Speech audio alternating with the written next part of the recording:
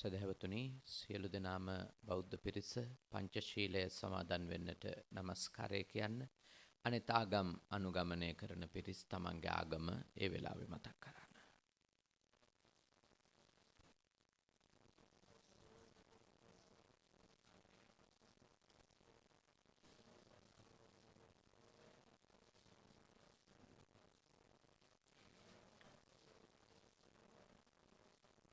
බුද්ධං සරණං ගච්ඡාමි ධම්මං සරණං ගච්ඡාමි සංඝං සරණං ගච්ඡාමි ဒ ුතියම්පි බුද්ධං සරණං ගච්ඡාමි ဒ ුතියම්පි ධම්මං සරණං ගච්ඡාමි ဒ ුතියම්පි සංඝං සරණං ගච්ඡාමි තතියම්පි බුද්ධං සරණං ගච්ඡාමි තතියම්පි ධම්මං සරණං ගච්ඡාමි තතියම්පි සංඝං සරණං ගච්ඡාමි තිසරණ ගමනං සම්පුන්නං පාණාතිපාතා වේරමණී සික්ඛාපදං සමාදියාමි අදින්නාදානා වේරමණී සික්ඛාපදං සමාදියාමි කාමේසු මිච්ඡාචාරා වේරමණී සික්ඛාපදං සමාදියාමි මුසාවාදා වේරමණී සික්ඛාපදං සමාදියාමි සුරාමේරය මජ්ජපමා දට්ඨානා වේරමණී සික්ඛාපදං සමාදියාමි අප්පමාදේන සම්පාදේත සමන්තා චක්කවාලේසු අත්‍රා ගච්ඡන්තු දේවතා සද්ධම්මං මුනි රාජස්ස සුනන්තු සග්ග මොක්ඛදං ධම්මස්සවන කාලෝ අයං බදන්තා ධම්මස්සවන කාලෝ අයං බදන්තා ධම්මස්සවන කාලෝ අයං බදන්තා නමෝ තස්ස භගවතු අරහතෝ සම්මා සම්බුද්දස්ස නමෝ තස්ස භගවතු අරහතෝ සම්මා සම්බුද්දස්ස නමෝ තස්ස භගවතු අරහතෝ සම්මා සම්බුද්දස්ස කාරුණික පින්වතුනි ශ්‍රී ලංකා රේගු බෞද්ධ සංගමය ඊටම ශ්‍රද්ධාවෙන් මාසිකව සූදානම් කරන ධර්මදේශනා අතර ඇසළ මාසයේ ධම් දේශනාවයි සිද්ධ කරන්නට බලාපොරොත්තු වෙන්නේ රේගු පශ්චාත් නිෂ්කාසන සහ විගණන ඒකකය අද මේ උතුම් පින්කම සඳහා දායකත්වය අරගෙන කටයුතු කරනවා මේ අවස්ථාවට සහභාගී වෙනවා එම ඒකකයේ රේගු අධ්‍යක්ෂක ඩී.ජී. සේනානායක මැතිතුමා ඇතුළු කාර්ය මණ්ඩලය ඊට අමතරව විශ්‍රාම ලැබීමට නියමිතව සිටින රේගු අධ්‍යක්ෂක ආර්.ඒ.ජේ. බුද්ධදාස මැතිතුමා මේ අවස්ථාවට සහ අනිකුත් කාර්ය මණ්ඩල සමාජික මහත්මීන් නවක රේගු නිලධාරී මහත්වරු විශාල ප්‍රමාණයක්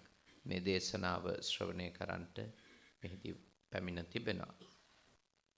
ඔබ අංශයේ පශ්චාත් නිෂ්කාසන අංශයේ අධ්‍යක්ෂකතුමන් ඇතුළු කාර්ය මණ්ඩලයටත් ඒ පවුල්වල අයටත් ආශිර්වාද කිරීම දීර්ඝ රේගු සේවකයන් පසු විශ්‍රාම ලබන බුද්ධදාස මැතිතුමාට සිත පැතීම ඒ වගේම නියෝජ්‍ය රේගු අධ්‍යක්ෂක තනතුරට උසස් වීම ලබන පශ්චාත් නිෂ්කාසන අංශයේ සේවය කරන රේගු අධිකාරී සේනානායක මහතාට ආශිර්වාද කිරීම හදිසි අනතුරකින් පරලෝ සැපත් වෙච්ච සහකාර රේගු අධිකාරී ඉන්දික හේවගේ මහත්මයාට පින් දෙන්නත් පරලෝ සැපත් රමණී ප්‍රනාන්දු මහත්මියට පින් දෙන්නත් මේ පින්කමේදී බලාපොරොත්තු ආරණිකේතන භික්ෂු ආයතනයේ ආරම්භක දායකයෙක් වගේම වර්තමානයේහි දායක සභාවේ පාලක සභාවෙහි විධායක සභිකයෙකු ලෙස කටයුතු කරන අපේ සේනානායක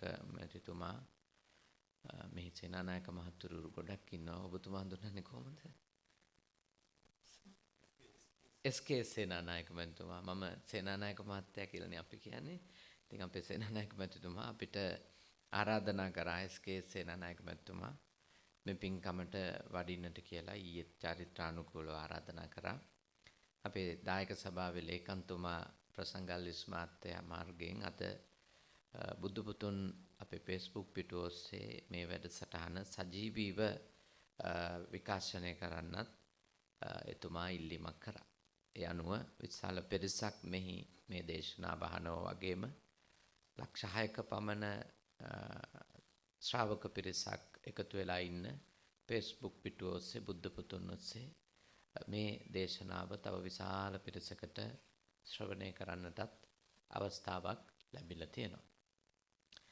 ඉතින් අද මේ දේශනාව සිද්ධ කරන්න මෙහි ආරාධනා ලැබීම ගැන සතුටටපත් වෙනවා. අපි අවස්ථා ගණනාවක මේ ස්ථානයේ මේ 6 වන මහල කියන්නේ අපේ බෞද්ධ කටයුතු කෙරෙන තැන මේ ශාලාව තුළ අපි ධර්ම දේශනා සඳහා වරින් වර සහභාගී වෙලා තියෙනවා. පින්වතුනි ඔබතුමන්ලා ගත්තොත් මේ රටේ ඊටාම වැදගත්ම ආයතනයක සේවය කරන පිරිස. එකක් මේ රටේ ආරක්ෂාව, අනෙක් පැත්තෙන් මේ රටේ ආර්ථිකය, අනෙක් පැත්තෙන් මේ රටේ සමාජය ආරක්ෂා කරන්න පුළුවන්. අත වශයෙන්ම කිව්වොත් ත්‍රිවිධ හමුදාවේ අය වගේම ලොකු වගකීමක් සහිත පිරිසක් තමයි මේ මැතිතුමන්ලා මැතිනියන්ලා මේ හැමෝම. මොකද ශ්‍රී ලංකා රේගුව විසින් කරන ඊටාම නිවැරදි නිරීක්ෂණ, සොයා බැලීම්, වැටලීම් ආදී කටයුතු තවත් විධිමත් කරොතින් අපේ රට කුඩු වදුරෙන් බේරා ගැනීමේ අවකාශය අපිට තිබෙනවා. ඊළඟට නීති විරෝධී ව්‍යාපාරිකයෝ බිහි වෙන එක රට ඇතුලේ වළක්වා ගන්නට අවකාශය තියෙනවා. මොකද හේතුව රටේ ඇත්ත චෝදනාවක් තියෙනවා. මම ඒක කිව්වොත් ඔබතුමන්ලට රටේ මිනිස්සු අතර චෝදනාවක් තිබෙනවා. ඇතම් ජාතීන් මෙච්චර ආර්ථිකයෙන් උඩට ඇවිල්ලා තියෙන්නේ ඔබතුමන්ලා විසින් යටින් උදව් කරලා කියලා. චෝදනාවක්. මම ඒක 100% පිළිගන්නේ නැහැ. එහෙම කාටවත් මූණු බලලා උදව් කරන පහත් තත්වයකට ශ්‍රී ලංකා රේගුව වැටිලා කියලා මම පුද්ගලිකව 100% විශ්වාස කරන්නේ. එහෙම අතලොස්සක් ඕනිම ආයතනයක ඉන්න පුළුවන්. එහෙම අතලොස්සක් ඕනිම තැනක දූෂිත තත්වයටපත් වෙච්ච මිනිස්සු ඉන්න පුළුවන් නේ. නිලධාරියෝ විදියට, සේවකයෝ විදියට ඕන විදියට ඉන්න පුළුවන්. නමුත් මම සිහිපත් කරන්නේ අපේ බෞද්ධයෝ විදියට, බෞද්ධ නිලධාරීන් විදියට අපේ හරියට අපේ රාජකාරිය ඉෂ්ට කරොත් මේ රටට එන මේ රටට හානි කර දේවල් මෙතනින්ම නැවත හරවා යවන්න හෝ විනාශ කරන්න නෑ. අවකාශයක් මේ ආයතනින් අපේ මහත්තුරුන්ලට, අපේ අලුතින් තරුණ රේගු නිලධාරීන් සම්බන්ධ වෙලා තින ඔබලාගේ ජීවිත කාලේ ලොකු දෙයක් ඔබලාට අපේ මාතෘ භූමිය වෙනුවෙන් සිද්ධ කරන්න පුළුවන්. අපි දන්නවා සිංගප්පූරුව කියන්නේත් අපි වගේම මහා දූෂිත කන්තිබිච්ච රටක් නේ. එහි වරායවල් රේගුව බොහෝම කරප්ෂන් තිබිච්ච තැනක් නේ. හරියට දූෂිත බව තිබුණා. ඕනම දෙයක් කරන්න පුළුවන් තත්වයක ලීක්වාන් එන්න කලින් අත වශයෙන්ම ඒ රටේ වරාය ආශ්‍රිතව තිබුණේ මේ එක කල්ලි නේ. කල්ලි තමයි ඒව පාලනය කරමින් හිටියේ. නමුත් ඔබ 80ද 87ද යම් කාලයක වැඩ වර්ජනයකට නේ මූණ දීලත් 80ද 87 වැඩ වර්ජනයකට දරුණු ලෙස මූණ දීලත් එතනින් පස්සේ උනත් ඔබලා මේ ආයතනය වැටෙන්නේ නැතුව ආරක්ෂා කරගෙන ඇවිල්ලා තියෙනවා. ඒක ලොකු දෙයක්. නමුත් අද අපේ රට තුළ කළු සල්ලි හොයන වැරදි ව්‍යාපාර කරන අය සිංහල දෙමළ මුස්ලිම් කියන සියලු ජන වර්ග ඇසුරින් නිර්මාණය වෙලා තියෙනවා. සියලු ජන වර්ග ඇසුරින්. ඒක මේ ජන වර්ගෙ විතරයි කළු සල්ලි හොයන්නේ වැරදි ව්‍යාපාර කරන්න කියලා අපිට කියන්න අමාරුයි.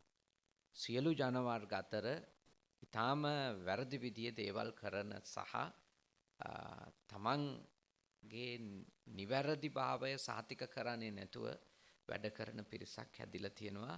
ඒක අපිට පේනවා. සහ එය මේ ඔබතුමන්ලා හරහා කිසිසේත්ම නොවෙන්න තමයි ඔබතුමන්ලා වීර්ය කරන්න ඕනේ. ඒකට කිසිම උදව්වක් නොදී. ඔබලාට මොන උදව්ව කරන්නම් කිව්වත් එවැනි උදව් නොකර ඉන්න ඔබලා කටයුතු කිරීමෙන් අපේ රට බේර ගන්න පුළුවන්. මහ බැංකුවට වරායට එහෙම රට බේර ගන්න පුළුවන් තීරණාත්මක ආයතන තියෙනවා. එකක් මේ ආයතනය. හින්දා මම ඔබලාට යෝජනා කරන ඔබලාගේ කුසලතා දියුණු කරගන්න කියලා. සක්කෝ නේ. කර්ණීමේත සූත්‍රයේ කිව්ව සක්්‍යතා. හැකියාවන් කුසලතා දියුණු කර ගැනීම කළ යුතුයි. මොකද අපිට තවමත් ප්‍රාමාණික මම හිතන්නේ ස්කෑනර් ඇවිල්ලා නැහැ නේ. තවමත් නැහැ. ඒක පුදුම කරුමයක්. මෙච්චර ණය වෙනවා රට. මෙච්චර ලෝකේ පුරා ගිහිල්ලා ආධාර ඉල්ල ගන්නවා. නමුත් රටට එන දේවල් 100% නිරීක්ෂණය කරලා රට ඇතුළට ගන්න මැෂින් එක අවශ්‍ය ප්‍රමාණය ගන්න තරම්වත් අපේ රටේ පාලකයෝ විදියට ඉඳපු මිනිස්සු මේ අවුරුදු ගානෙම කවුරුත් කටයුතු කළා නැහැ. ඔබතුමල්ලන්ට මොකද්ද සිද්ධ වෙන්නේ නේ? අඩි 40ක කන්ටේනරයක් ආවොත් මුළු කන්ටේනරයෙන් බාවන්නද? ඔත්තුවක් ආවොත් මෙන්න මේක ඇතුලේ මේවා තියෙනවයි කියලා ඔබතුමල්ලා හොයාගන්න පුළුවන්. නැත්නම් ඉතින් ඔබතුමල්ලාට සර්වඥතා ඥානි වගේ දිබ්බ චක්කු වගේ තියෙන්න ඕනේ. මොකද මුලින්ම තියෙන පේලි 3-4ක් එළියට අදවන්න පුළුවන්. ඒත් මැද තියෙන ඒවා අන්තිම කොනේ තියෙන ඒවා කවුද බලවන්නේ? කොහොමද ඒක වෙන්නේ? ඒවට තමයි තාක්ෂණය ඕනේ නේ.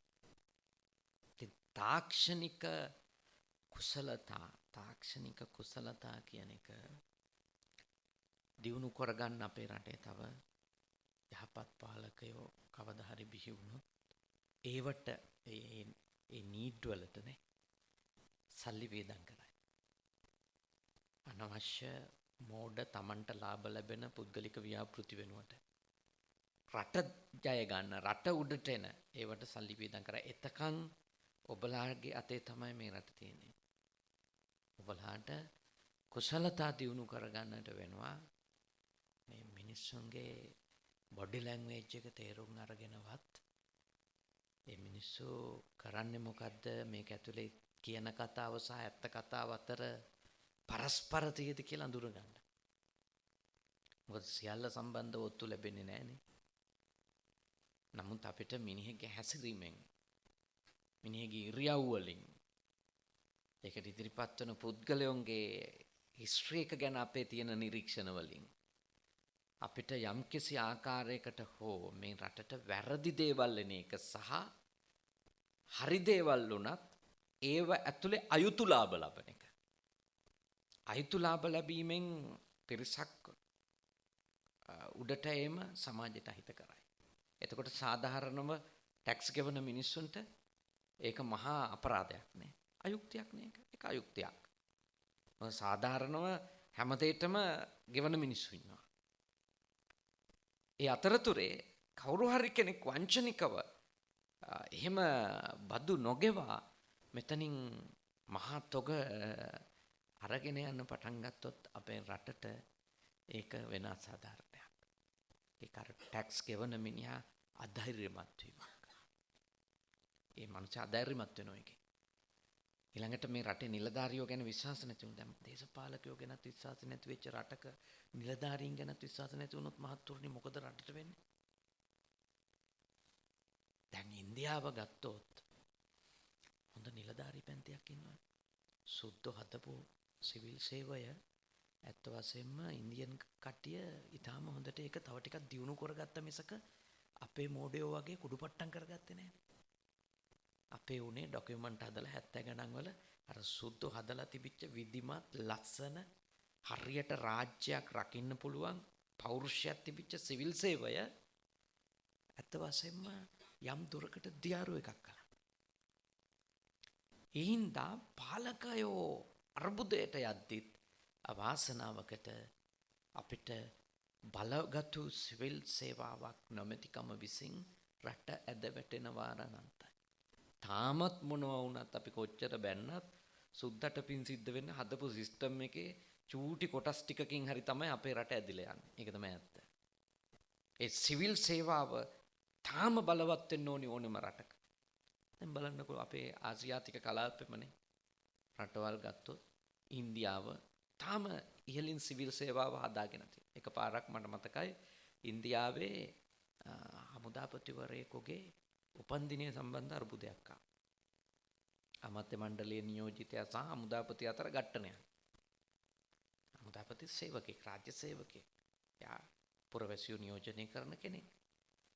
එයාගේ උපන්දිනයේ දිනේ පිළිබඳ ප්‍රශ්නය ඇවිල්ලා ආපු ප්‍රශ්නේ තමයි එයා විශ්‍රාම යන්න ඕනි දවස මොකක්ද කියලා. හමුදාපති කියනවා එක දවසක් එයාට කල් තියෙන බව. නමුත් ඒ අදාළ අමාත්‍යවරයා කියනවා තව දවසක්. මේක නිසා ඩෙල්ලිවල ලොකු සමාජ ජාලා ඔස්සේ හමුදාපතිව විවේචනයට ලක් වෙලා ඒ තනතුර ඇල්ලුවටපත් වෙන්න ආවා. මොකද කරේ? එක දවසක සියලුම බලගතු නිලධාරීන් සේනාංක සමග ගිහිල්ලා පාර්ලිමේන්තුව වටලැව්වා. ගිහිල්ලා කිව්වා කරුණා කරලා ඕගොල්ලොන්ගේ එක අස් කර ගන්න ඕනේ. හමුදාපති කියන පිළිගන්න ඕනේ. අරගොල්ලෝ අස් කරගත්තා. හැබැයි හමුදාපති තාම වැදගත් විදිහට වැඩ කළා. මොකද කළේ? ඊට පහුවෙන්ද මේ මනුස්සයා ඉල්ලා දුන්නා. සිවිල් සේවකයාගේ ගෞරවයට දේශපාලකයාට හානි කරන්න දෙන්නේ නැතුව ඒකත් රැකලා එයා ඒ තනතුර සම්බන්ධ අර්බුදයක් ආපු නිසා එයා වැදගත් විදියට ඊට පහුවෙන්ද මේ ඉල්ලාස්සුණා. එතනිනුයි රටවල් උඩට එන්නේ. එතෙන්ට අපේ රට ගෙනියන්න නම් හොඳ සිවිල් සේවකයෝ, හොඳ රාජ්‍ය නිලධාරීන් මේ රට තුළ හොඳට තමන්ගේ ආධ්‍යාත්මය දියුණු කරගෙන ඉස්සරහට එන්න ඕනේ. වෙන රටවල් වල නම් රාජ්‍ය අවුල් වෙනකොට හමුදාව හරි කවුරු හරි ගිහිල්ලා බලය අල්ලගෙන ඊට පස්සේදී අපව සෙටල් කරලා බාර දෙනෝනේ. අපේ හමුදාව එහෙම හමුදාවක් නෙමෙයිනේ. අපේ හමුදාව බොහොම වැදගත් හමුදාවක්. එහෙම කුමන්ත්‍රණ කරන්නේ තමන් හරිම විනය ගරුකව මේ රටේ හමුදාව වැඩ කරනවා. එහෙනම් අපිට ඕනේ හොඳ සිවිල් සේවාවක්. ඒකට ඊටාම කුසලතා පරිපූර්ණ පිරිසක් බවට ඔබතුමන්ලා සහ ඔබතුමන්ලාගේ කනිෂ්ඨ පිරිසනේ දියුණු වීම අවශ්‍යයි. ඒකෙදි පුළුවන් තරම් බාහුව සත්‍යංචනේ අලුත් දැනුමෙන් බහුශෘත වෙන්න කියලා තමයි මම කියන්නේ. අලුත් දැනුමෙන් ඔබලා වැඩ කරනවා වගේම අප්ඩේට් වෙන්න ඕනේ. ලෝකේ කොහොමද මේවා කරන්නේ, කොහොමද අනිත් දියුණු රටවල් වල රේගුව වැඩ කරන්නේ, ඒගොල්ලොන්ට තියෙන උපාය මොනවද? ඒව ගැන ඔබලාගේ දැනුම දියුණු කර ගැනීම. අධ්‍යාපනික වැඩක් මේ ආයතනයට අදාළව තිබීම අවශ්‍යයි. මෙහි නිලධාරීන්ට, නිලධාරී මහත්මීන්ලට කාටත් ඒක අත්‍යවශ්‍යයි. මොකද දැනුම ඇතුළෙත් ගොඩාක් දේවල් කරන්න පුළුවන්. අර නිකන් ඉවෙන් වගේ අත්දැකීම් වලින් දැනුම ලැබපු අයනේ අපේ පැරණි වැඩිහිටියෝ නේද? ඒගොල්ලෝ කියන්නේ මට හැරෙනකොට තේරෙනවා කියලා. එන අවුරුදු 60 65 වෙච්ච සීයලා කියනවා එයා හැරෙනකොට මට කියන්න පුළුවන් කියලා. ඇත්ත වශයෙන්ම කියපු එක හරි. ඒක කියන්නේ ඒගොල්ලෝගේ එක්ස්පීරියන්ස් වලින් දැනුමෙන්. ඒගොල්ලෝ ජීවිත කාලේ අවිධිමත්ව ලබාගත්තු දැනුම ඇතුලේ ඒගොල්ලොන්ට තේරෙනවා මෙයා හරි වැඩේද කරන්නේ වැරදි වැඩේද කරන්නේ කියලා. ඒ නිසා මේ ආයතනය දිනු කරන්න එහෙම ඉවෙන් ලබා ගන්න දේවල් වලින් නෙමෙයි වෙන්න ඕනේ. විද්‍යාත්මක දැනුමක් තියෙන්න ඕනේ. විද්‍යාත්මක දැනුම තමයි අද නැතුව මේ අංජනම් බලලා මේව ගොඩ දාන්න බෑනේ. නේද? නාත දෙයියෝ හරි කවුරු හරි තියාගෙන රටක් ගොඩ දාන්න බෑනේ. රට උඩට ගෙනියන්න නම් විද්‍යාත්මක තාක්ෂණික ඒ කාර්මික ඥානය නූතන දැනුම අපේ මෙහි ඉන්න නිලධාරී මහත්ම මහත්මීන්ලා මං සතුටු වෙනවා අපේ තරුණ රේගු නිලධාරී මහත්තුරු අද බණ අහන්න ආපු එක ගැන. ඔබතුමන්ලා තව තවත් දැනුමෙන් ඉහළට යන්න ඕන. දැනුමෙන් ඉහළට යන්න තියෙන ඒ හොඳ ක්‍රම අර අපරිහානීය ධර්මවල ලිච්ඡවීවරුන්ට අදාළ දේශනාවේ තියෙනවානේ නේද? ඒ කියන්නේ එළියේ ඉන්න රහතුන් වහන්සේලා ඇතුළට වඩම්මලා ඒ ඇත්තන්ව නඩත්තු කරමින් පෝෂණය කරන්න, ඇතුළේ ඉන්න රහතන් වහන්සේලාත් නඩත්තු කරමින් පෝෂණය කරන්න කියලා අපරිහානීය ධර්ම දෙකක් එහි අවධාරණය කරනවා. ඒකේ කියන්නේ මොකක්ද? ඒක නිකන් සාමාන්‍ය සමාජයට ගත්තොතින් එළියේ බුද්ධිමතුන්ටත් අවකාශයක් සලසන්න, ඇතුළේ බුද්ධිමතුනුත් හරියට නඩත්තු කරන්න කියන එකනේ. නේද? ඒ කියන්නේ ඒක රාජ්‍ය දේශපාලනයට අදාළව නම් ස්කොලර්ස්ලගේ දියුණුව එළියේ තියෙනවා නම් හොඳ දැනුම ගන්න පුළුවන් මිනිස්සු අපේ මිනිස්සුන්ගේ දැනුම ගන්න බය වෙන්න ඕනේ නැහැ. දැනුම ගන්න ඕනේ. ඒක අවශ්‍යයි. ඒ බටහිර හරි නැගීගෙන එන දියුණු ආසියාවේ අයගේ හරි නේද? චීනය ඇතුළු දියුණු ආසියාවේ අයගේ හරි දැනුම අපි ගන්න ඕනේ දැනුම විදියට. ඒ දැනුමින් අපි පොහොසත් වෙන්න ඕනේ. මොකද එහෙම දැනුමින් පොහොසත් නොවුනොත් මතක තියාගන්න අනාගත වෙළඳ යුද්ධෙදී අපේ රට ඉවරයි.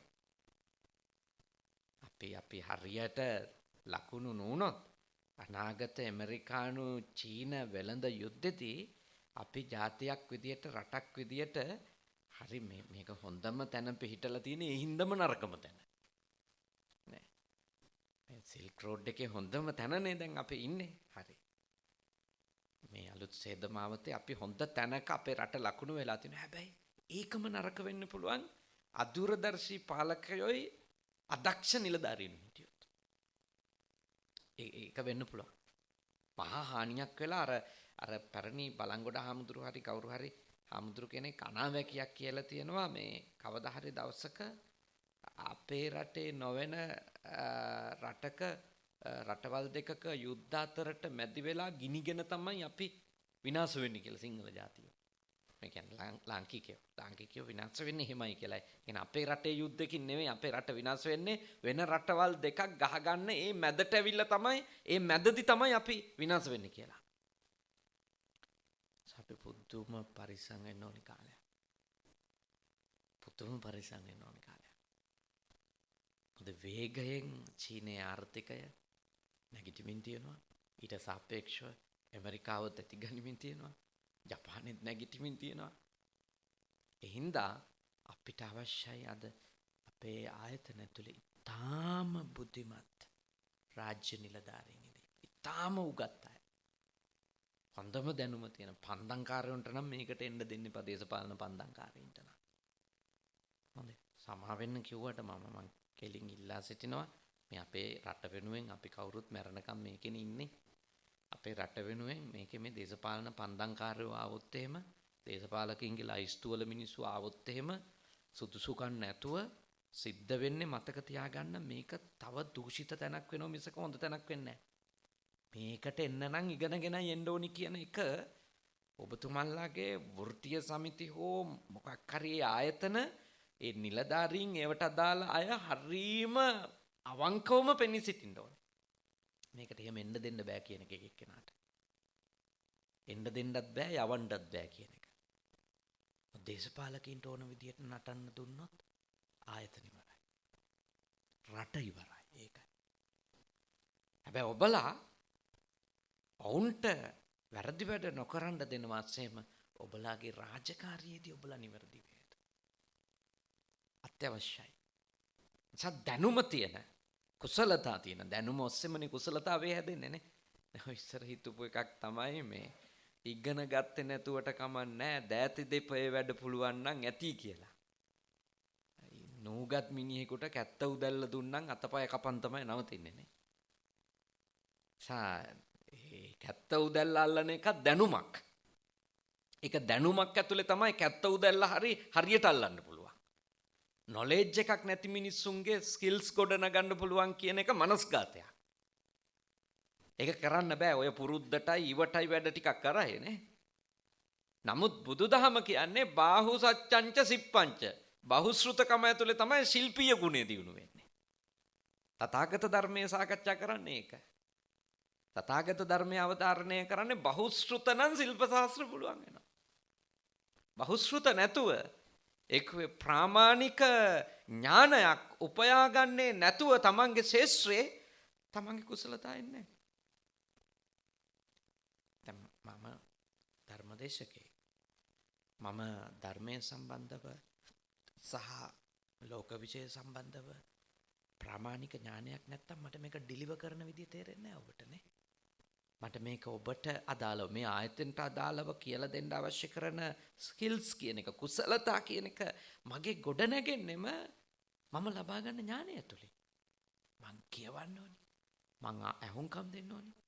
මං අලුත් පරිශ්‍රණවල නියැලෙන්න ඕනි කොහොමද බුදුදහම අපේ රට දියුණු කරන්න යොදාගත හැකි කියලා. නිවන් දකින්න තියෙන බුදුදහමනේ. හැබැයි නිවන් දකින්න තියෙන බුදුදහම කොහොමද රටක් දියුණු කරන්න පාවිච්චි කරගන්න පුළුවන්. සමාජයක් යහපත් කරගන්න. මිනිස්සු කාටත් සතුටු සහ සෞභාග්‍ය සම්පන්න මෙලොවකටනේ. ඒකට අදාළව බුදුරජාණන් වහන්සේගේ දේශනා අපි අධ්‍යයනය කරන්න ඕන. සහ ඒ අධ්‍යයනය වර්තමානයට ගැලපෙන්න අර මුල් අදහසට හානියක් නොවි ඊළඟට කියවීමනේ. මුල් අදහසට හානියක් වෙන්නත් බෑ. ලෝකෙට ගලපන්න කියලා ගිහිල්ලා. දැන් බලන්න බුදුහාමුදුරුවෝ සක්කෝ කියන වචනේ ඇතුලේ අපිට අවධාරණය කරන්න කල යුත්ත නොකල යුත්ත ගැන දැනුවත් වීම කියන එක. දැනුම. ගෝචර අගෝචර තැන ගැන දැනුම. නිවන් දකින්න යන කෙනෙකුට. යුතු අයුතු දේ පිළිබඳව දැනුම. කැප අකප දේ පිළිබඳව දැනුම. අවසාන විග්‍රහය කිව්වොත් right view නේ. නිවැරදි දර්ශනයක් ඕනි කියන එකනේ. නිවන් දකින්න යනවා නම් කෙනෙකුගේ ඒ අරමුණ සාධනය කරගන්න යාට නිවැරදි දර්ශනයක් ඕනි කියන එක තමයි සක්කෝ කියන වචනේ නියම දැනුම ඇතුළේන හැකියාව ගොඩනැගීම කියන්නේ. ඒ කරණීයමෙත සූත්‍රයේ අට කතාවයි දෙක පරිශීලනය කරාම අපිට පේනවා ඒක කොච්චර නිවන් දකින්න හිතන කෙනාටත් රටක් සමාජයක් යහපත්ව හදාගන්න හිතන පිරිසකටත් ඒක ඇතුලේ ප්‍රයෝජනයක් තියෙනවා. ඒකෙන් යමක් ගන්න පුළුවන්. ඒ දර්ශනයේ සාරය අරගෙන නූතන ලෝකෙට ගැලපෙන්න දේවල් වෙනස් කරගන්න පුළුවන්. ඒ නිසා ඔබලාගේ දැනුවත්කම දියුණු කර ගැනීම සහ ඒ ඔස්සේම කුසලතා දියුණු කර ගැනීම අත්‍යවශ්‍ය යෝගයක් වෙනවා. මොකද නැත්තම් අපේ රට ලෝකෙ කුඩු සංසරණය වෙන පොඩි නිකන් හබ් එකක් වගේ වෙමින් තියෙනවා. පහුගිය කාලෙම දැන් නම් ওই ටිකක් ලොකු ලොකු ටික ඇතුළේ ඉන්න හින්දා මදක් අඩු වෙලා තියෙනවා නේ. මදක් අඩු වෙලා තියෙනවා. යම් ආකාරයකට ඒ සම්බන්ධ නිරීක්ෂණ සහ සොයා බැලීම් අත්අඩංගුවට ගැනීම බලවත් වෙලා තියෙන නිසා. නමුත් පහුගිය අවුරුදු 10 විතර ගියපු යෑම ගියා නම් මං හිතන්නේ අපේ රටේ ළමයි කියලා જાතියක් ඉතුරු කරගන්න එක ලේසි නෑ. ගෑනු ළමයි පවා කුඩු බොන තත්ත්වයට රට ඇතුලේ පත් වීගෙන ආව වේගෙන්. ඔය කොළඹ තියෙන රැලි වෙනකන් තියෙන පරිසර තුල නේද? බොහොම නරක තත්ත්වයක් උදා වුණේ. මේ වැද්දගත් අම්මා තාත්තගේ ළමයි කුඩු බොන තැනට ගොඩක් පත්වෙමින් ඒ මේ නූගත්ෝ ආර්ථික ප්‍රශ්න හෝ තිබෙන සමාජ කණ්ඩායමෙන් නෙමෙයි. තාම වැදගත් තාම දැනුගත් දෙමව්පියන්ගේ දරුවෝ ගෑනු ළමයි පවා කුඩුරන තත්ත්වයට පත් වීගෙන ආව. මොකද සුලභ වුණාම ඕන කෙනෙක් ඒක නිරීක්ෂණය කරනවානේ. එච්චරට සුලභයි. ඕන තැනට පුළුවන් තත්ත්වයක් ආවා. ඊට වඩා භයානක විස සහිත මත්ද්‍රව්‍යත් ඊටාම මේ සුළු ප්‍රමාණ රුපියල් 25000න් උඩ තියෙන ඒවානේ. අයිස් වැනි ඊටාම විස සහිත මත්ද්‍රව්‍ය අපේ රට ඇතුළට එමින් තියෙනවා. එක්කෝ එන්න ඕන ගුවන් තොට හරහා එහෙම නැත්නම් එන්න ඕන වරාය හරහානේ නේ. දෙකින් එකයිනේ. නිකන් මූදේ පාවෙවි ඉන්නේ හෝ හුළඟට එන්නේ නැහැනේ මේවා. රටකට ඇතුල් වෙන විදියක් තියෙනුනේ. අනිත් එක අපේ රට මේ අනිත් රටවල් එක ගොඩ බිමින් යාවෙච්ච එකක් නෙමෙයිනේ කාර්යසයංගගෙන එන්න. අපේ රටට එන්නම ඕනේ එක්කෝ මූදෙන් එහෙම නැත්නම් ගුවනින්. ඔය කොයි එකෙන් ආවත් ඇතුල් වෙනකොට නේමි එක නේද? ඊළඟට අනිත් පැත්තෙන් ගත්තම රෙගුව. අපේ රටේ පල්ලක් ගත්තු නාවික හමුදාවක් විනයගරුක නාවික හමුදාවක් ඉදීමත් රට රැකගන්න අත්‍යවශ්‍ය වෙනවා අනාගතේ. අත්‍යවශ්‍ය වෙනවා. තාම විනයගරුක සහ බලගත්තු. මොකද නැත්තම් මේ එන කුඩු මොකද කේරළෙන් බෝට්ටු හරහා ඇවිල්ලා මගදී බෝට්ටු වලින් මාරු කරගනිමින් තියෙන්නේ නේ. ලොකු ඒවයි ගෙනල්ලා පොඩි යාත්‍රාවලට මගදී පටවන්න. ඉතින් හොඳ නාවික හමුදාවක් අද අවශ්‍යයි. විශේෂයෙන්ම චීනය සහ ඇමරිකාව සීමාව ඉක්මවලා මේ හරියට තරන නිසා. ඉතාම විනයගරුක නාවික හමුදාවක් අවශ්‍යයි ඔබලා වගේම. ඇතුළේ යුද්ධෙටනේ බාබල හමුදාව ඕනේ. යුද්ධේ ආරම්භ වෙන්නේ දැන් මූදේ. එහෙනම් අපි බොහොම දියුණු සහ තාක්ෂණික ඥානයෙන් යුක්ත හොඳ කුසලතා සහ දැනුම තියෙන පිරිසක් බවට රට ඇතුලේ ඉන්න පිරිසයි මූදේ ඉන්න පිරිසයි දෙගොල්ලම පත්වීම අවශ්‍ය වෙනවා. ඔබලාගේ කොටස ඔබලා හරියට කරන්න කියන එක තමයි මම යෝජනා කරන්නේ. අපේ රටට ආදරේ නම් අර જાතියට මේ જાතියට ඇඟිල්ල දික් කළ වැඩක් නැහැ. අපේ කොටස අපි කිරීම. අපේ කොටස අපි හරියට කිරීම. මට තියෙන්නේ හිත හදන වගකීමනේ. මිනිස්සුන්ට සදාචාරය දුරාචාරය කියලා දෙන වගකීමනේ හාමුදුරුවෝ විදියට මගේ කොටස. මම ඒක කරනවා. මගේ හිත හදාගන්න එක මම වෙනම කරගන්නවා. මගේ ප්‍රඥාව දියුණු කරගන්න. ඔබලාට මේ පැත්තෙන් මඟ පෙන්වීම විතරයි මට සමාජයට කරන්න පුළුවන් යුතුයකම. ඒ වගේම ඔබලාටත් ඔබලාගේ ඌ කොටසක් තියෙනවා. ඒ වගේම දැන් හැම දවසකම මං ආපු එක නිලධාරියෙක් විශ්‍රාම යනවා මෙහිදීනේ. මං ආපු හැම දවසකම නමක් කියන මහත්තයෙක් යනවා කියලා. අද බුද්ධදාස මහත්තයා යනවා. නේද? කවුද බුද්ධදාස මහත්මයා? අපේ මෙතුමා නේද? ඔබතුමා තාම වයසක් ඒ හැටි පේන්න නෑනේ. ඒ උනාට නික්ම යනවානේ. 55න් විශ්‍රාම. 60න් විශ්‍රාම යනවා. බොහොම හොඳයි. නේද? ඉතින් එතකොට ඒ වගේ හැම දවසකම කෙනෙක් මේ ආයතනය තුල හෝ මාසෙකට කීප දෙනෙක් හෝ විශ්‍රාමික වෙනවා. එතකොට එහෙනම් මොකද ඊළඟට වෙන්න ඕන? තව පිරිසක් හොඳට ට්‍රේනින් කරන්න වෙනවා. අපේ මේ වර්තමානයේ අලුතින් ආපු රේගු නිලධාරී තරුණ මහත්තුරු ඒගොල්ලෝ හොඳට පුහුණු කිරීමත් ඔබලාගේ වගකීම. මොකද ඒ කොටස ඔබලා කියලා දෙන්න ඕන හරියට. මොකද ඔබලාට මේ පොතෙන් ආපු දැනුම වගේම මෙතන වැඩ කරලා ආපු දැනුමක් තියෙනවානේ නේ. මම අපේ මහත්තුරුලගෙන් ඉල්ලා සිටිනවා මේ රටට වැඩ කරන්න ඕන නම් අනතිමානීව තමන්ගේ ජේෂ්ඨයින්ගෙන් ඉගෙන ගන්න තියෙන ඒවා ඔළුව නමන් ඉගෙන ගන්න කියලා. එක ඊගෝ එක හදාගන්න එපා. අපි දන්නවා අපි ආවෙත් නිකන් නෙමෙයි කියලා ඉන්න එපා මහත්තුරුනි. ඒ වුණොත් ඔබලාට මේ රටට වැඩ කරන්න බැරි වෙනවා. නම්මෙශිලි වෙලා කියන තැනකට ගිහිල්ලා බැනුමක් හරි අහගෙන ජේෂ්ඨ නිලධාරීන් සතු ඒ ඉහළම ඥානය මේ රට රැකීම සම්බන්ධව මේ ආයතනයේ සේවය කාර්යක්ෂම කිරීම සම්බන්ධව ඔබතුමන්ලා පුළුවන් උපරිම දැනුම ලබා ගන්න කියන එක මම ඔබතුමන්ලට යෝජනා කරනවා. මොකද එතකොටයි ස්ථානයක් රැකෙන්නේ. තනක් දියුණු වෙන්නේ. දැන් මම කොච්චර හොඳ හාමුදුරු කෙනෙක් දක්ෂ හාමුදුරු කෙනෙක් වුණාට වැඩක් නැහැ නේ. මම තා ජෙනරේෂන් එකක් හදන්න නැත. වැඩක් නැහැ. මම මරනවා ඔක්කොම ඉවරයිනේ එතකොට. මම මැරෙනකොට මම හදන්න එපා. මට වැඩි දක්ෂ හාමුදුරුලා අඩුම 50ක්වත්. සේනක මහත්තයලා අපි එකතු වෙලා දැන් පොඩි හාමුදුරුලා 80ක් විතර ට්‍රේනින් කරනවා අපි. ලේසි නෑ එකක්වත්. ඒක එකක්වත් ලේසි වැඩ නෙමෙයි. ඒ ඔක්කොම ප්‍රශ්න අමාරුයි ගැටලු ඒ වුණත් අපේ ජීවිත කාලේ අපි තව ජෙනරේෂන් එකක් හදන්න ඕනේ.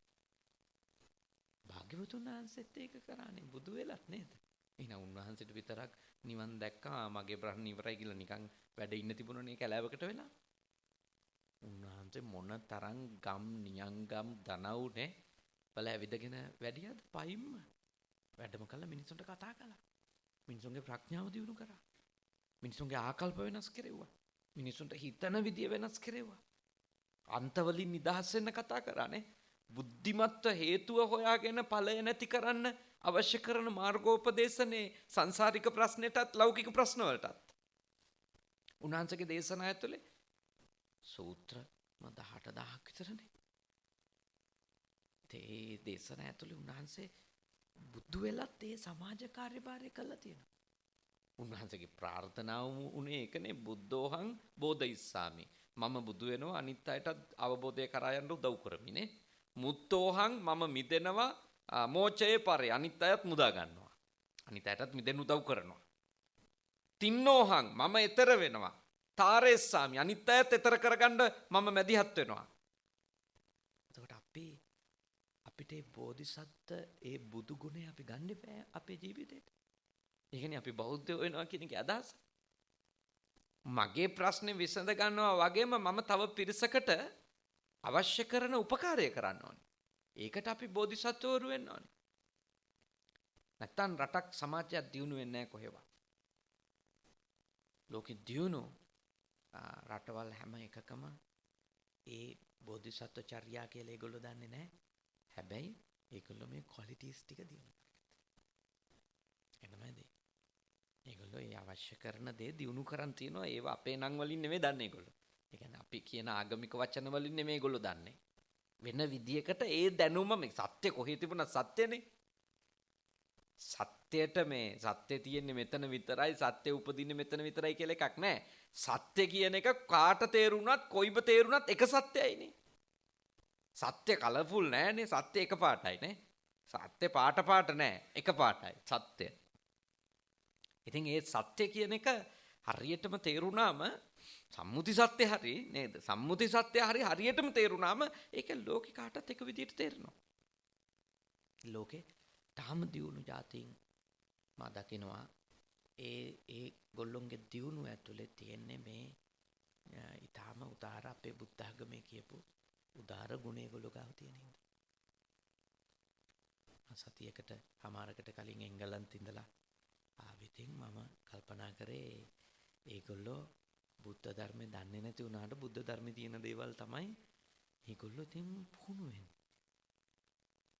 ඒගොල්ලෝ බෞද්ධ කියලා කිව්වේ නැති වුණාට ඒගොල්ලෝ මේ පල්ලි වෙන්න පුළුවන් යන්නේ මොකක් හරි ආගමකට.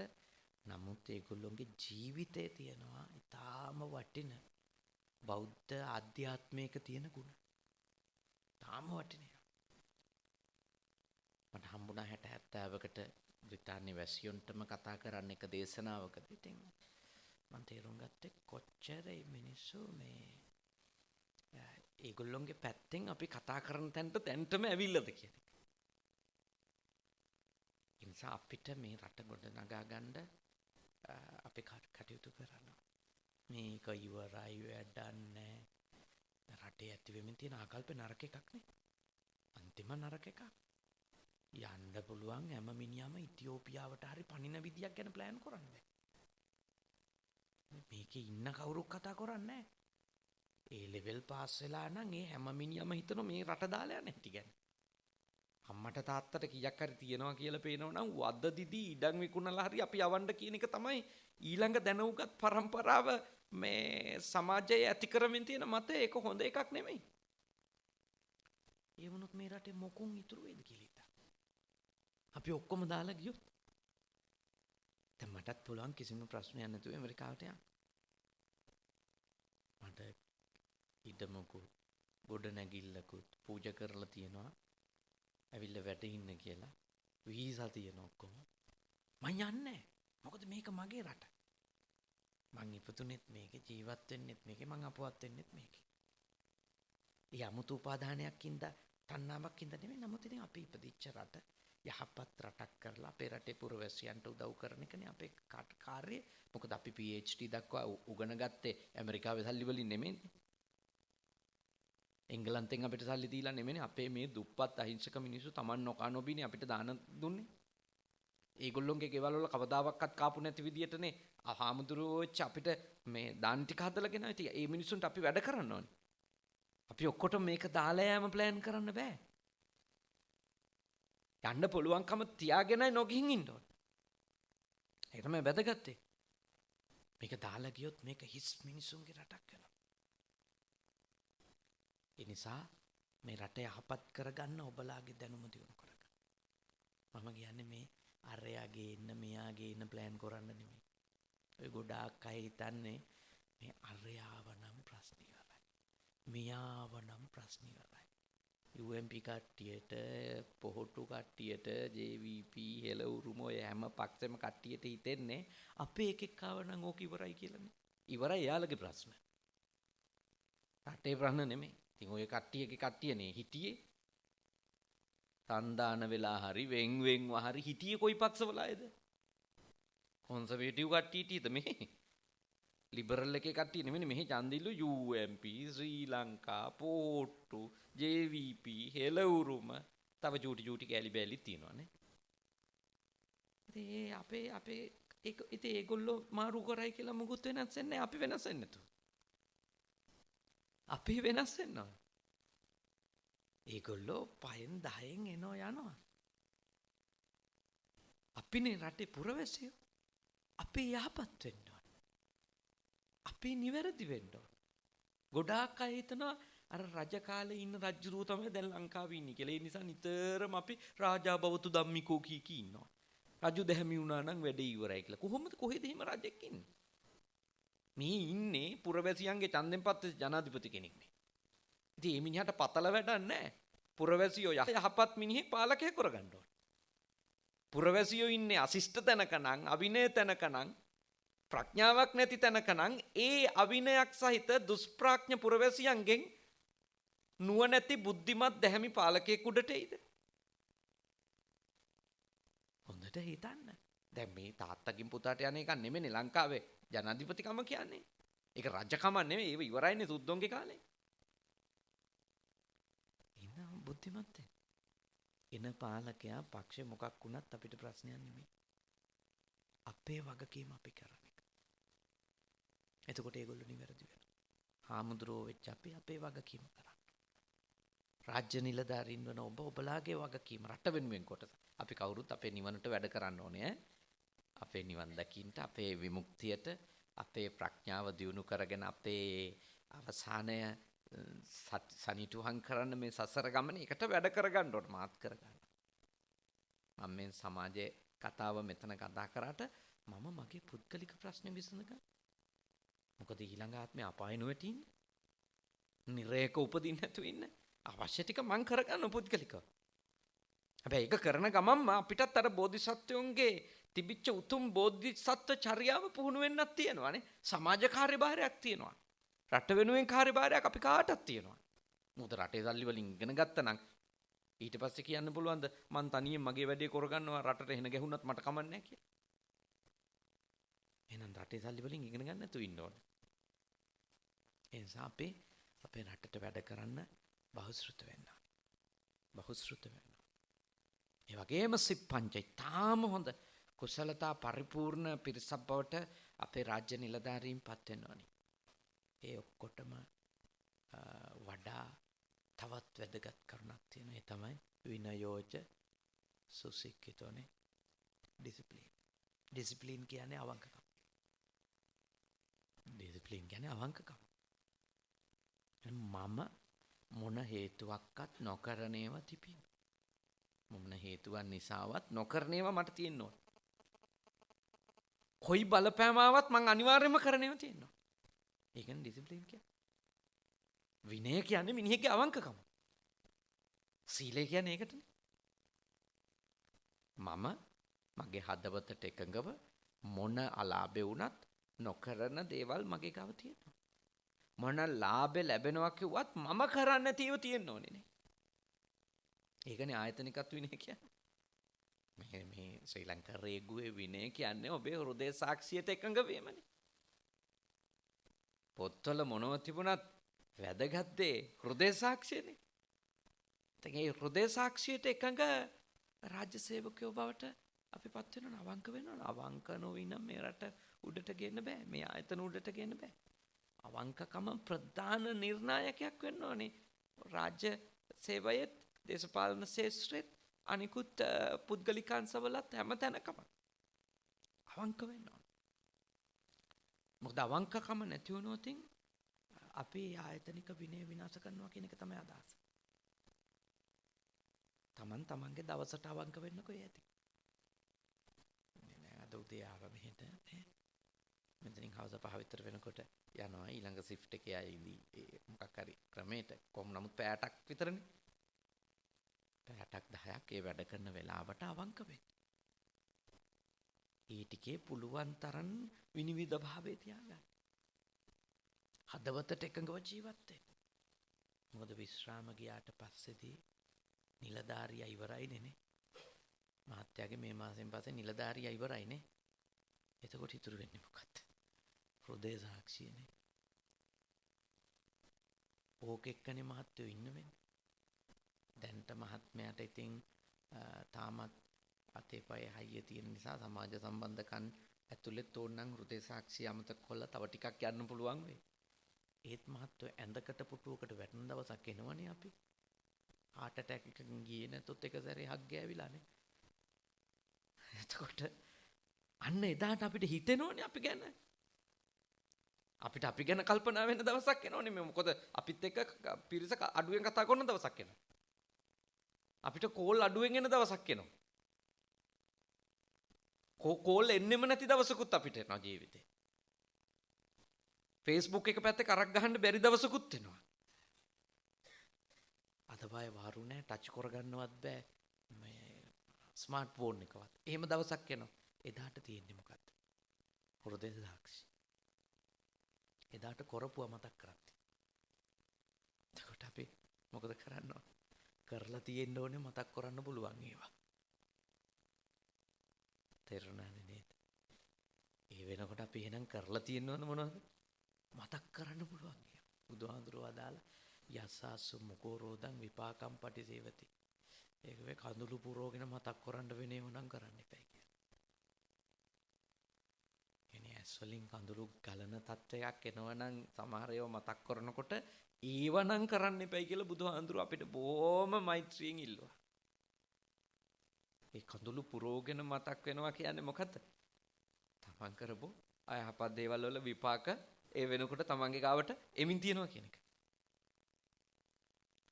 ඉතින්ට යන්නේවා කරන්න එපා. පුළුවන් තරම් අවංක වෙන්න. 100% තාම කෙනෙකුට අවංක වෙන්න බැරි වෙන්න පුළුවන්. අඩුම රටක් දියුණු කරගන්න 90%ක්වත් අවංක වෙන්න. ඒක අවශ්‍යයි. අවංක භාවය අත්‍යවශ්‍යක. 100%ක්ම පුළුවන් නම් විශිෂ්ටයි නේ. ලස්සන රටක් වේ අපේ රට. තාම යහපත් දියුණු රටක් වේ අපේ රට. නිලධාරීන් අවංක මිනිස්සු. රාජ්‍ය සේවකයා සහ පුද්ගලිකංශ සේවකයා අවංක මිනිස්සු. මේ අවංකකම ඇතුලේ විනය ඇතුලේ රටවල් පිරිනවද දියුණු වෙනවද කියන එක තීරණය වෙනවා. තාම වැදගත් කාරණයක්. බුදුහාමුදුරුවෝ ඒකනේ උජූජ සහ සූජූජනේ. කුසලතා තිබුණාටම මදි මිනිස්සුන්ට. අවංක වෙන්නත් ඕනේ ඊළඟට මනාවංක වෙන්නත් ඕනේ. ඒ කියන්නේ එලිපිට වැරදි නොකරත් ඉන්න ඕනේ උජූජ, හොරෙන්වත් වැරදි නොකර ඉන්න ඕන සූජූජ. අච්චර ලස්සනද අපිට තියෙන ධර්මය අපි හැදෙනව නන්නේ. මුළු රටම ගොඩ දා ගන්න පුළුවන්. මේක හරියට අපි ඔලුවට ගත්තොත්. ඒක අවුරුදු 10ක් අපි වැඩ කළොත් මේ ධර්ම පිළිතලා අපේ රට මීට වඩා උඩට එනවා. මං කියන්නේ අපි වෙනස් වෙන්න ඕන. අපි වෙනස් වෙන්න ඕන. අපි වෙනස් වෙනකොට අපිට ගැළපෙන පාලකයෝ හැදෙයි. අපි වෙනස් නොවි අපිත් ඉන්නේ දූෂිත තත්ත්වයක නම් ඒ හැදෙන්නෙත් අපිට ගැළපෙන පාලකයෝ තමයි. මිනිස්සු වෙච්ච අපි තාම දූෂිත නම් අපේ හදවතින් තෝරන්නේ අපිට ගැළපෙන මිනිස්සු. නේ. අවිනය නම් අපිට හෘදය සාක්ෂියක් නැත්තම් අපි තෝරන්නේ ඒ වගේ මිනිස්සු තමයි අපිට. ඒකේ මිනිසුන්ගේ වැරද්දක් නෙමෙයි. ඊට පස්සේ තෝරගත්තු මිනිහට ඉන්නකම් බයිනවා. එහෙම මට තේරෙන්නේ නැහැ මේ රට කොහොම හිතන රටක්ද කියලා. ඒ වෙනුවට තමන් යහපත් වෙමින් කටයුතු කරනකොට අඛණ්ඩව තමන්ගේ හෘදය සාක්ෂිය කියයි කවුද තමන්ට ඕනේ කියලා. ඒක ඇති. එතකොටයි රටක් වෙනස් වෙන්නේ. එතකොට හැම තැනම මේ වෙනස් වීම පටන් ගන්නවා. බය වෙන්න එපා. ඕකට කියන්නේ ධර්මයේ පිහිටන්න කියලා නේ. සත්‍යයේ පිහිටන්න. සත්‍යයේ ධර්මයේ පිහිටනකොට මතක තියාගන්න වෙන බලයක් ඒක. ඒක විශ්වාස කරන්න. ඒ වෙන බලයක්. ඒ බලය කාටවත් අභියෝග කරන්න බැරි තරම් ශක්ති සම්පන්න එකක්. ඒව කෙනෙකුට මේ ගණන් හදලා කියන්න බෑ. ඒක මනින්න බෑ. මෙන්න මෙච්චරයි මේකේ බලය මීට වැඩි අරක බලවත් කියලා. මනින්න බැරි වෙන එකක් ඇතුලේ හැදෙනවා. අපේ හදවත අකණ්ඩව යම් දෙයකට පුහුණු කරනකොට. වෙන විශාල ශක්තියක් වෙනවා. ඒක මේ දෙයියෝ දෙන එකක්වත්, භූතයෝ, ප්‍රේතයෝ, ග්‍රහයෝ කරන එකක්වත් නෙවෙයි. අපේ ඇතුලේ දියුණු කරන ඒ හෘදය සාක්ෂිය විසින්ම ගොඩනගන විශේෂ ශක්තියක්. ඒක විශ්වයට එකතු වෙනවා ඊළඟට. ඒක එළියෙන් එන එකක් නෙමෙයි. ඒක වෙන කාගේ හරි පව එකකින් එන එකක් නෙමෙයි. ඒක අපි නිර්මාණය කරා. අපි වඩා අපේ අරමුණු වලට අවංක වීමෙන්, විනයගරුක වීමෙන්, යහපත් වීමෙන්. මේ පැත්ත ඔබ ඊටම ගැඹුරින් හිතන්නේ කියලා මම ඔබලාට යෝජනා කරනවා. මේ කරුණු තුන ඇති. දැනුමයි, කුසලතයි, විනයයිනේ. ඒකම තමයි සක්කෝ උජූච සූජූච කිව්වේ. බාහු සච්ඡංච සිප්පංච විනයෝච සුසික්කිතෝ කියලා කිව්වෙත් ඒකම තමයි. ඕකම මට නිවන් දකින්න කෙනෙකුට වෙන තැනකදී වෙනම කියලා දෙන්න පුළුවන්. නිවන් දකින්න මොන දැනුමද ඕන? නිවන් දකින්න ඕන කුසලතාව මොකක්ද? නිවන් දකින්න යන එක්කෙනාට ඕන විනය මොකක්ද? ඒක වෙනම තැනකදී කතා කරන්න පුළුවන්. අද ඒක නෙමෙයි කතා කරන්නේ. අද රටේ ප්‍රශ්නයක් තියෙනවා. රටේ ප්‍රශ්න වලට උත්තර හොයන්න රාජ්‍ය ආයතනයේ කය නිවන් දැකිල්ල ගැන කතා කර ඉන්න බෑනේ මේ පඩි ලබන පැයකදීනේ. මේ පැයට ඔයත් පඩි ගන්නවද නැද්ද? පඩි ගන්නවා. ඉතින් ආණ්ඩුවෙන් පඩි අරගෙන නිවන ගැන සාකච්ඡා කර ඉන්න බෑ. මේ ආයතනයේ ඔබලයි දියුණු වෙන ඒ ඔස්සේම උතුම් නිවනට මඟක් පෑදෙනනේ. පුද්ගලික නිවන කියන එක පුද්ගලික අරමුණක්. ඒක වෙනම පුහුණු වෙන්න ඔබ. මෙහිදී මම මේ දේශනාවේදී සම්පූර්ණයෙන්ම ඔබට කියලා දුන්නේ මේ ආයතනෙත් රටත් දියුණු කරගන්න බෞද්ධ දර්ශනය. අපේ රට දියුණු කරගන්න, අපේ සමාජය යහපත් කරගන්න අවශ්‍ය කරන බෞද්ධ දර්ශනය තමයි මෙහිදී මම ඔබට පැහැදිලි කළේ. හැබැයි ඉතින් අපි මේ වෙලාව පුරාම හිටියේ මෙත්තාස් තුල, කරුණා තුල නේද? මුදිතා තුල, උපේක්ෂා තුල. අපි තරහෙන්, ක්‍රෝධෙන්, වෛරෙන් එහෙම සිතුවිල්ලක නෙමෙයි අපි හැදෙමු කියලානේ කිව්වේ. අරයා පන්නමු, මෙයා පන්නමු, අරයා ගේමු. ඒව කතා කරේ නෑනේ මම. දේශපාලනේ කතා කරා. මොකක්ද දේශපාලනේ? අපේ රට හදාගන්න. අපේ රට තාම නිවැරදි රටක් වෙන්න ඕනේ. ඒකට තියෙන බුදුහාඳුරු කියපු එක තමයි. මොකද්ද? අත්ත සම්මා පනිදිචනේ. තමන් තමාව ඉක්මවා ගන්න. මෙච්චර වෙලා කතා කරේ මොකද්ද? අත්ත සම්මා පනිදිච. තමන් දමනය කරගන්නනේ. තමන් දමනය කරගන්නවා දැනුම එනකොට, කුසලතා එනකොට, විනය එනකොට. යාරයා මෙයා වෙනස් කරන එක නෙමෙයි. තමන් වෙනස් වීම.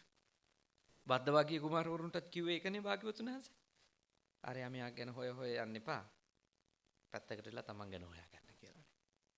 කාන්තාවක් හොය 30 දිනක් යන්න ගියානේ මේ පැත්තෙන් ගියාද ස්වාමීනි ගෑනු කෙනෙක් කි. ඉතින් එහෙම හොය යන්න ගියොත් හැමදාම හොය තමයි ඉන්න වෙන්නේ. ඒ වෙනුවට තමන් තුලින් හොයාගන්න. ලෞකික ජීවිතේටත් එහෙමයි, ලෝකෝත්තර ජීවිතේටත් එහෙමයි. තමන් තුලින්ම තමයි හොයාගන්න තියෙන්නේ. ඊටම ශ්‍රද්ධාවෙන් පැයක් මේ දේශනාව අහන් හිටියා. දැන් 10:00 වෙලා. මීට හැමම දේශනය දෙක කරන්න. මම විශ්වාස කරනවා තව විශාල පිරිසක් බුද්ධ පුතුන් ඔස්සේ මේ දේශනාව ශ්‍රවණය කරන්න. ඉතින් ඔබත් මම යෝජනා කරනවා බුද්ධ පුතුන් Facebook පිටුවට එකතු වෙච්ච අපේ කල්යාණ මිත්‍රයින්ට, මිතුරියන්ට හැමෝටම යෝජනා කරන ඔබලා ඉන්න තැනට අවංක වෙන්න. එතෙන්ට අවංකව වැඩ කරන්න. එතන හොඳ කාර්යශූර දක්ෂ දැනුමක් තියෙන, කුසලතා තියෙන, විනයක් තියෙන මිනිස්සෙක් වෙන්න. ඔබ රටට ආදරේ හින්දා ගොඩාක් දේවල් Facebook එකේ ෂෙයා කරනවා, දේවල් කරනවා. මම යෝජනා කරනවා ඔබ වෙනස් වීමම රට වෙනස් වීම කියලා. අපි අපේ රට හදාගන්න අවශ්‍ය කරන දැනුම, කුසලතා සහ විනය ගොඩනගා ගත යුත්තේ. ඉතින් ඒ සඳහා අවශ්‍ය කරන මාර්ගෝපදේශනයක් සහිත සංවාදයක අපි නියලුණා. රේගු පශ්චාත් නිෂ්කාසන සහ විගණන ඒකකයේ පින්වත් පිරිස ඊටාම ශ්‍රද්ධාවෙන් යුක්ත නෙවතුම් පින් කටයුත්ත සංවිධානය කරන්නට යෙදුණා. අද පින්කමට සහභාගී වුණා පශ්චාත් නිෂ්කාසනාංශයේ රේගු අධ්‍යක්ෂක ඩී.ජී. සේනානායක මැතිතුමා ඇතුළු ඔබතුමන් ඇතුළු පිරිස කාර්ය මණ්ඩලය. ඒ වගේම අපේ විශ්‍රාම යාමට නියමිතව ඉන්න රේගු අධ්‍යක්ෂක ආර්.ඒ.ජේ. බුද්ධදාස මැතිතුමා එතුමන් සහභාගී වන මේ ආයතනයේ අවසාන ධර්ම දේශනා වැඩසටහන. ඉතින් ඔබතුමාට ඇතුළු රේගු කාර්ය මණ්ඩල මහත්ම මහත්මීන් තමයි නවක රේගු නිලධාරීන් සම්බන්ධ වෙලා නෙවතුම් පින් කටයුත්ත අද සිද්ධ කළේ. රැස් කරගත්ත සියලු පින් කුසල් අනුමෝදන් කරමු. ඔබත් සමග මේ රේගුවේ වැඩ කරමින් ඉඳලා මිය ගියපු සහකාර රේගු අධිකාරී ඉන්දික හේවගේ මැතිතුමාට රමණි ප්‍රනාන්දු මහත්මිය ඇතුළු කොට ඔබලා නමින් මිය ගිය සියලු දෙනාටත් පාස්කු ඉරිදා දිනයෙහි තව දවස් කිහිපය 3 මාසය පිරෙන්න ඒ මිය ගියපු ලාංකීය සහ විදේශීය සියලු මිනිසුන්ටත් මේ පින්වත් වේවා. ඔබෙත් මගෙත් මාතෘ භූමිය ආරක්ෂා කරගන්නට ජීවිතේ පූජා කරපු රණවිරුවන්ටද මේ පින්වත් වේවා. සියලුම අපගේ මිය ගිය මේ භවයේ සහ සංසාර ගමනේ ඥාතිවරු මේ පින්බෙලෙන් නිවන් අවබෝධ කරත්වා. සාදු සාදු සාදු. දෙවියෝද පින් අත් කරගනිත්වා. දෙවියන්ගේ ආශිර්වාදය ආරක්ෂාව බල්ම ශක්තිය ඔබලාට ලැබේවා. කරදර දුරු වේවා. බාධක දුරු වේවා. යහපතක්ම වේවා. විශ්‍රාම යන බුද්ධාස මැතිතුමන්ටත් මේ ආයතනයේ වර්තමාන අධ්‍යක්ෂක ඩී.ජී. සේනානායක මැතිතුමාටත් ඒ වගේම අපිට පින්කමට ආරාධනා කරපු අපේ පන්සලේ දායක සභාවේ සේනානායක මැතිතුමා ඇතුළු කොට මේ ආයතනයේ සියලුම ලොකු කුඩා කාර්ය මණ්ඩල සමාජික මහත්ම මහත්මීන්ටත් ඒ පවුල්වල ඇත්තන්ටත් සියලු දෙවියන්ගේ ආශිර්වාදය වේවා. කරදර දුරු වේවා. බාධක දුරු වේවා. රටටත් සමස්ත සිංහල දෙමළ මුස්ලිම් සියලු ජනතාවටත් සාමකාමී රටක් උදා කරගන්න, එක නීතියක් තියෙන රටක් උදා කරගන්න ඉදිරි කාල පරිච්ඡේදය තුළ ශක්තිය ලැබේවා. සියලුම දෙවිවරු මේ පින්බෙලෙන් අමා මහ නිවනම අවබෝධ කරත්වා. සාදු සාදු සාදු. අවසාන වශයෙන් ඔබ අප හැම දෙනාට දෙවි දේවතාවුන්ට මියගිය සියලුම ඥාතීන්ට මේ පින් කුසල් පාරමිතා වේවා. මේ භවය පුරාම සත්පුරුෂයින්ගේ ඇසුර ලැබේවා. කල්යාණ මිත්‍රයින්ගේ ඇසුර ලැබේවා. සද්ධර්ම ප්‍රතිලාභයම ලැබේවා. මේ ගෞතම බුදු සසුනේම ඊ타ම ඉක්මන් භවයකදී නිවන් දකින්නට අද කරගත්තු පින්කමද පාරමී ධර්ම වේවා. සාදු සාදු සාදු. ආකාසට්ටා ච බුම්මට්ටා දේවා නාග මහිත්‍තිකා පුඤ්ඤන්තං අනුමෝදිත්වා චිරන් රැක්කන්තු ශාසනං. ආකාසට්ටා ච බුම්මට්ටා දේවා නාග මහිත්‍තිකා පුඤ්ඤන්තං අනුමෝදිත්වා චිරන් රැක්කන්තු දේශනම්. ආකාසට්ටා ච බුම්මට්ටා දේවා නාග මහිත්‍තිකා පුඤ්ඤන්තං අනුමෝදිත්වා චිරන් රැක්කන්තු මම් පරන්ති තී. කවුරුත් වන්දිමු. අභිවාදන සීලිස නිච්ඡං වද්දාපචායිනෝ චත්තාරෝ ධම්මා වඩ්ඩಂತಿ ආයුවන්නෝ සුඛං බලං ආයුරාෝග්‍ය සම්පatti සග්ග සම්පatti මේවච අතෝ නිබ්බාන සම්පatti මිනාතේ සමිච්ඡතු. හැම දිනාටම තුනුරුවන් සරණයි.